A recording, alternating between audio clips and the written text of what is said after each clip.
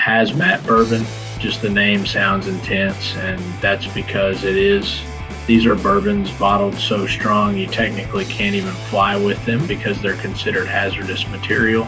But here's the question. Are these hazmat bourbons actually better than your regular barrel proofs, or are they just stronger?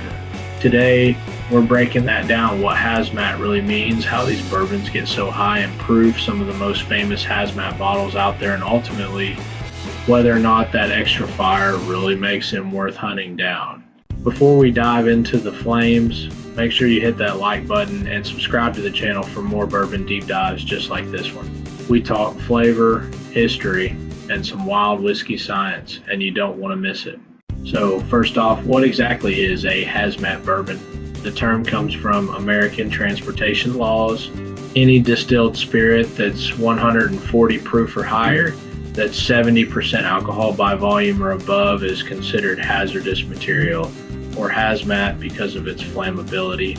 That means you can't legally take it on an airplane or ship it without special precautions. But in the bourbon world, hazmat has turned into a badge of honor. It's become this mythical category bourbon so strong, so concentrated, that it almost feels dangerous. Collectors love it, enthusiasts chase it, and distilleries that hit hazmat proof levels usually find those barrels vanish instantly. Here's where the science comes in. Every barrel starts with something called an entry proof. That's the proof of the spirit when it first goes into the barrel. By law, bourbon can't enter the barrel above 125 proof, though most distilleries go lower for flavor reasons. Maker's Mark, for example, enters at about 110 proof. Buffalo Trace often fills barrels around 114. Wild Turkey, they go in at 115. However, there are other distilleries that go in lower. For example, Michter's goes in at 103 proof. So, if bourbon enters the barrel below hazmat levels, how does it end up there? It all comes down to evaporation and climate. In a hot warehouse, especially in Kentucky summers, water evaporates faster than alcohol. That means the proof inside the barrel rises over time. The longer it sits and the hotter the warehouse, the higher that proof climbs. Conversely, in cooler or more humid environments, alcohol evaporates faster than water, and the proof can actually go down. That's why bourbons aged in drier, hotter conditions like the upper floors of a rick house are more likely to hit hazmat territory. It's not common, but when it happens, you get something truly wild, a barrel that might have gone in at 115 proof and comes out 145 or even 150 proof after a decade or more. Let's talk about some of the most famous hazmat bourbons that have made headlines over the years. One of the earliest that really caught attention was George T. Stagg, part of Buffalo Trace's antique collection. Several years, like 2003, 2016, and even the 2025 release, have come in well above 140 proof. The 2025 George T. Stagg, for example, clocks in at over 144 proof, making it a true hazmat beast, yet still known for being incredibly balanced. Then there's Booker's 30th anniversary edition, not quite hazmat, but close. Booker No himself loved high-proof whiskey straight from the barrel, and the Booker's line is often north of 125 to 130 proof. Another notable hazmat bourbon is from Old Forester, single barrel strength. Certain store picks have reached 143 or 144 proof, and people go nuts for them. And then there's Jack Daniel's Coy Hill High Proof, which hit an unbelievable 148.3 proof, one of the highest widely released Tennessee whiskeys ever bottled. Beyond bourbon, American light whiskey is almost always hazmat, since it's distilled at higher proof up to 160 and often aged in used barrels.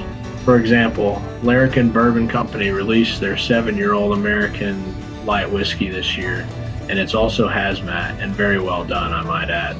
I got to try it at Bourbon on the Banks this year, and it was one of my more favorite things that I got to try while attending the festival. So while hazmat bourbon is rare, hazmat whiskey overall, especially light whiskey and rye, isn't quite as uncommon. So what kinds of whiskey actually hit these levels? Bourbon can, though it's rare, mostly older, higher floor barrels from Kentucky warehouses. Rye whiskey sometimes goes hazmat, since rye tends to retain alcohol concentration more aggressively with age. But the easiest way to hit those proofs is American light whiskey because of its higher distillation proof and the fact that it's aged in used barrels which don't absorb as much alcohol. That means over 10 to 15 years, the proof just keeps climbing. We've even seen certain Indiana light whiskey barrels hit 155 or higher. That's 77% alcohol by volume, which is insane in a true liver bruiser. Essentially, you're sipping flammable rocket fuel that still manages to taste like vanilla custard and toasted oak. It's insane. So, are hazmat bourbons actually better? Well, here's where it gets subjective. In my opinion, it depends. A lot of hazmat releases are incredible. They're intensely concentrated with flavors so rich you can practically chew them. Think deep caramel, leather, dark fruit, and heavy oak. When done right, they offer a once-in-a-lifetime tasting experience and a possible palate breaker. But other hazmat barrels, they can be too much. Over-oaked, harsh, dry, or even bitter. Sometimes the heat overpowers the nuance and you lose what makes bourbon so enjoyable. That's why proof doesn't always equal quality.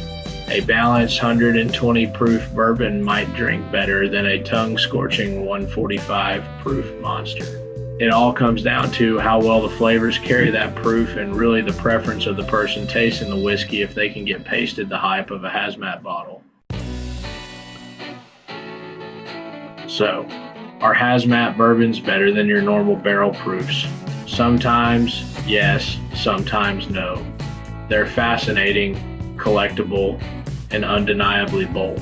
But the magic isn't just in the proof number, it's in the balance, the craftsmanship, and the flavor.